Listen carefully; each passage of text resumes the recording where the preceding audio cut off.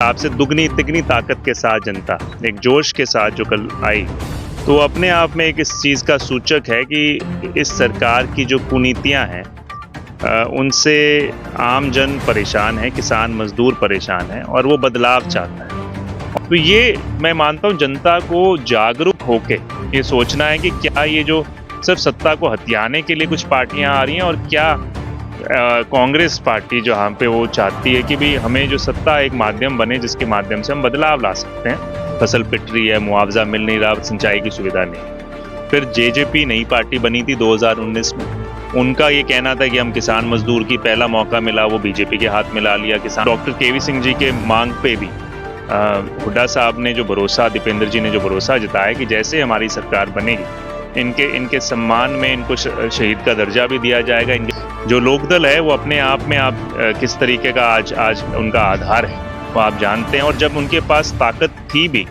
उस समय भी किसानों पे गोलियां चलाई गई। जब सही कहा कि आज की जो युवा पीढ़ी है अपने आप को ठगा महसूस कर रही है। हर एक वर्ग, जैसे मैंने कहा कि किसान मजदूर के थे मुद्दे, उनके वो वर्ग तो एक तरीके से पूरी तरीके से भाजपा से कट चुका है। खुलेआम इस बात का कहा कि हमारी पार्टियां तो चौधरी देवीलाल जी की नीतियों पे बनी हुई पार्टियां हैं। वो भी आज कहीं ना कहीं प्रत्यक्ष रूप से या पीछे से कहीं ना कहीं इस भाजपा की नीति का सहयोग कर रही हैं। इन किसानों ने वहां पे शहादत दी, उनको भाजपा ने तो खुले रूप से कई मंचों पे ऐसे उनके नेताओं ने कहा कि इनको आतंकवादियों की भी संज्ञा देने का काम कर दिया।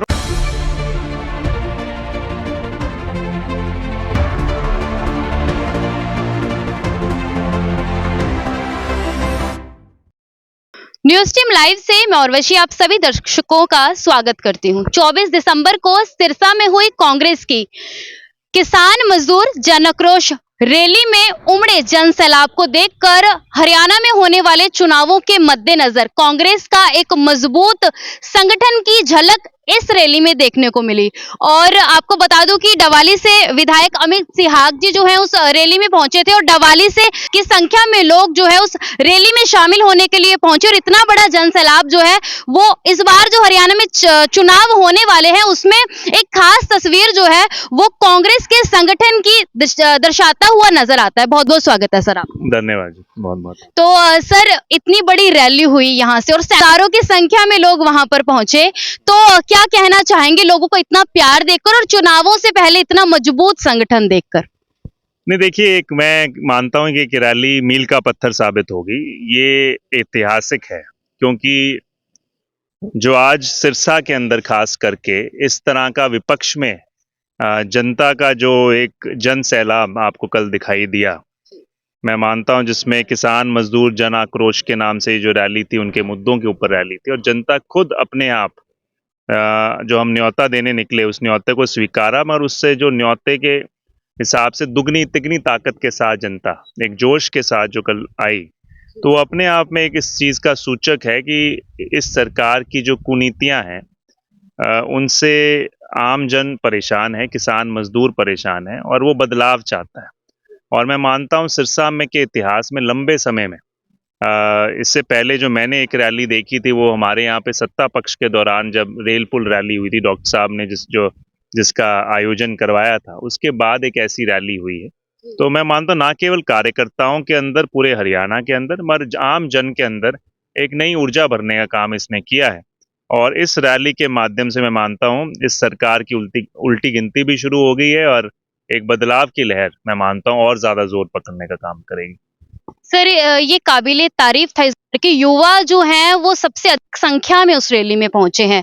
और जहां तक बेरोजगार युवा हैं, जिस तरह आपने भाषण में भी कहा था कि जो बीजेपी या सत्ता पक्ष जो है वो एक बेरोजगारों की फौज वो तैयार कर रही है। सही कहा कि आज की जो युवा पीढ़ी है अपने आप को ठगा महसूस कर रही है। हर एक वर्ग, जैसे मैंने कहा कि किसान मजदूर के थे मुद्दे, उनके वो वर्ग तो एक तरीके से पूरी तरीके से भाजपा से कट चुका है और युवा अपने आप को ठगा महसूस करें कि इन युवाओं ने बड़ी भारी मात्रा में, बड़ी संख्या में 2 बार भाजपा की सरकार ना केवल प्रदेश में, केंद्र में बनाई थी।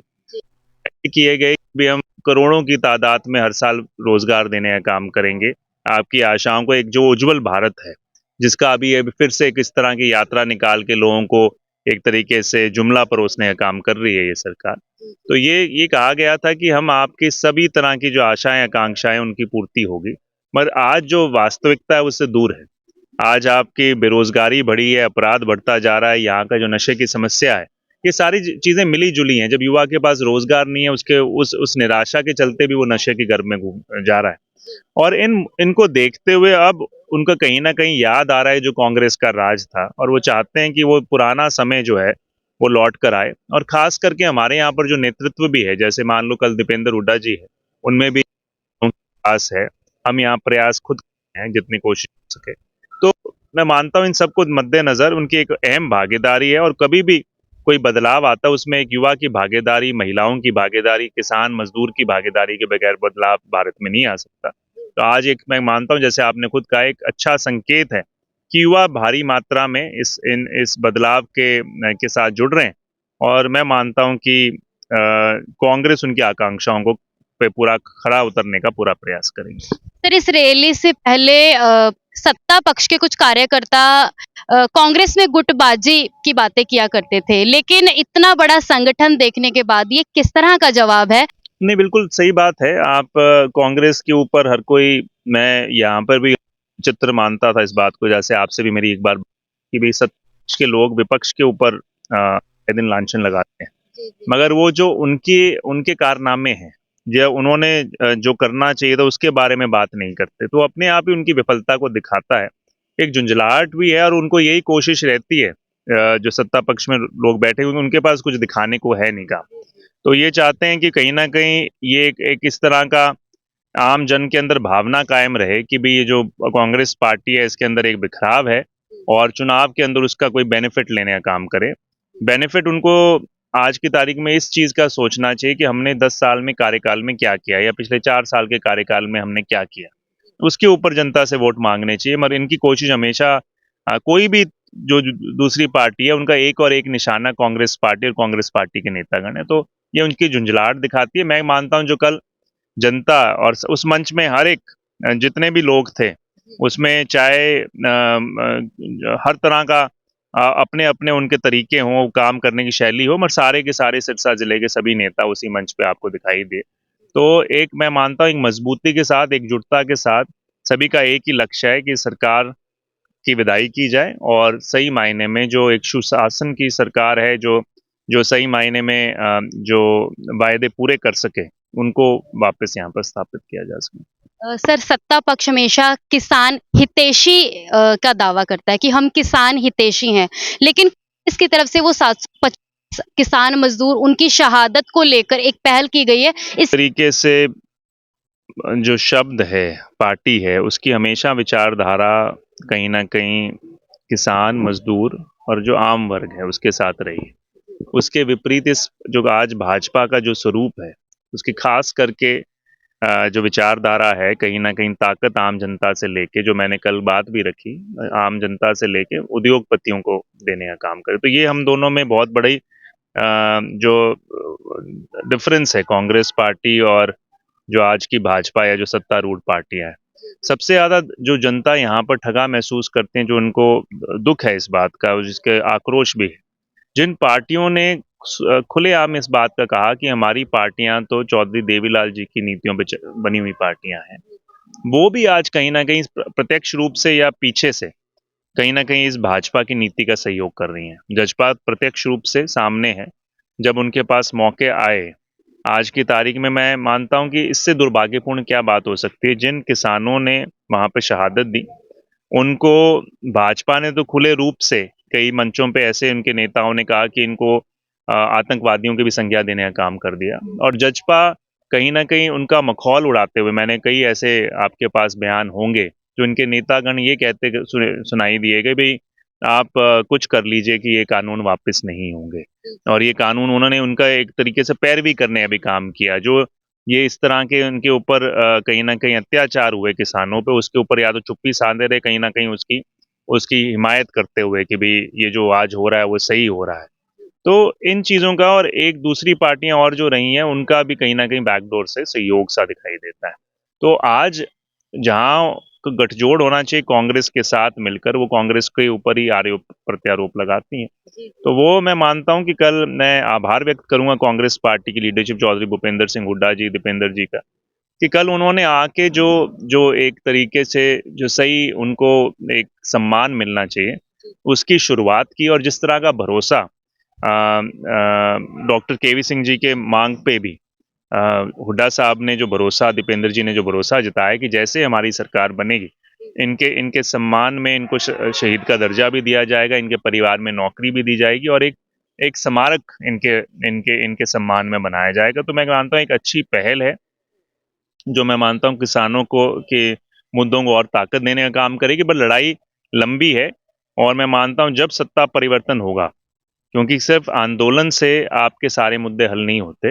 आंदोलन को राजनीतिक रूप से सरकार की तरफ ले जाना पड़ता है, ताकि सरकार ऐसे फैसले ले सके। और मैं मानता हूँ जब वो सरकार बनेगी तो ये बड़े फैसले जैसे एमएसपी को लागू करना इत्यादि इनको भी हल करने का काम करेगी। विधायक जी, एक अंतिम सवाल आपसे जरूर करना चाहूंगी कि सत्ता पक्ष में दो पार्टियों के गठबंधन चल रहा है, जिसकी नीतियों से इस वक्त लोग जो हैं वो नाराज हैं। दूसरी तरफ कांग्रेस को बड़ी उम्मीद की नजर से देख रही है, और तीसरी पार्टी आम आदमी पार्टी जो है वो भी पंजाब के बाद अब हरियाणा में करने के लिए जा रही है। तो क्या लगता है कि इसका प्रभाव कोई कांग्रेस के वोट बैंक पर पड़ता हुआ दिखाई देता है 2024 के चुनावों में? नहीं, देखिए, मैं कह मानता हूँ कि आपके पास अगर पार्टी दर पार्टी आप इनका वो करें, मैं कल वो बात था कि जिस तरह की कौन इनका संरक्षण बन सकता है, तो आप पार्टी दर पार्टी तथ्यों के हिसाब से लीजिए। बीजेपी का आप वो खंगाल कर देख चुके हैं, उसकी नीति क्या है। जब भी उनको 1.5 साल तक धरने पर बैठना पड़ा, अभी भी उनको पूरी जो सुविधा मिलनी चाहिए वो आज नहीं मिल रही। आज फसल पिट रही है, मुआवजा मिल नहीं रहा, सिंचाई की सुविधा नहीं।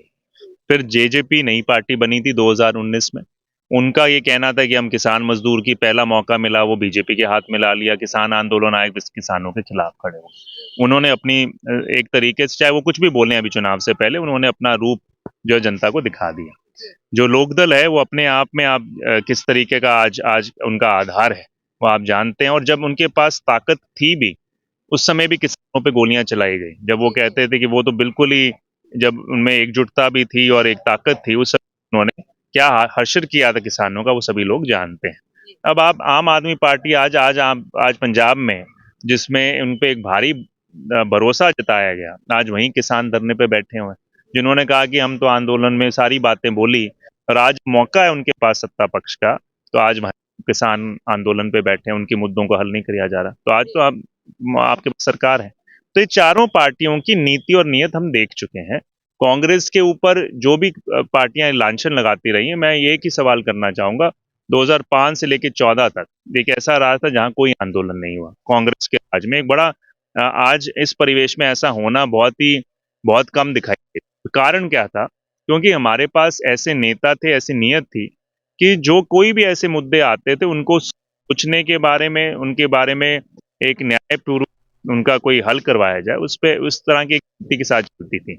आज राहुल गांधी जी भी जहां जाते हैं, आम जनता के कैसे माली हालत बेहतर की जाए, किसानों के मुद्दों को कैसे बेहतर उठाया जाए, उनके ऊपर है। और उसका सबसे बड़ा प्रत्यक्ष है कि भाई जो तेलंगाना में जो वायदे किए गए, आज उन वायदों को पूरा, वहां तो 15,000 रुपए किसान परिवार के खातों में डालने के बाद उसको सरकार ने मांगते हुए शुरू किया है।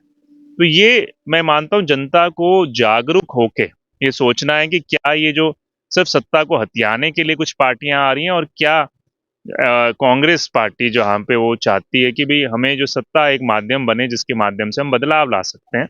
ये जनता ने फैसला करना है। बट मुझे एक अच्छा संकेत कल इसमें दिखाई दिया, और मैं आपके इस माध्यम से, क्योंकि आप आए हैं, तो मैं बहुत बहुत हमारे सभी कार्यकर्ताओं का और पूरी जनता इस जिले की जो है उसका आभार व्यक्त करूंगा।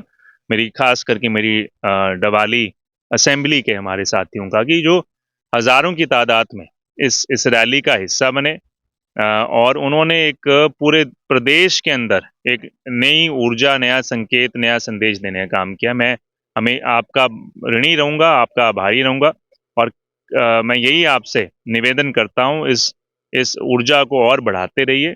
और जब हमारी सरकार बनेगी, जो आपके ये बड़े, मैंने कोशिश की है 4 साल भी, और आपको जो बड़े फैसले हैं उसको कराने के लिए पूरी ताकत से आपके लिए प्रयास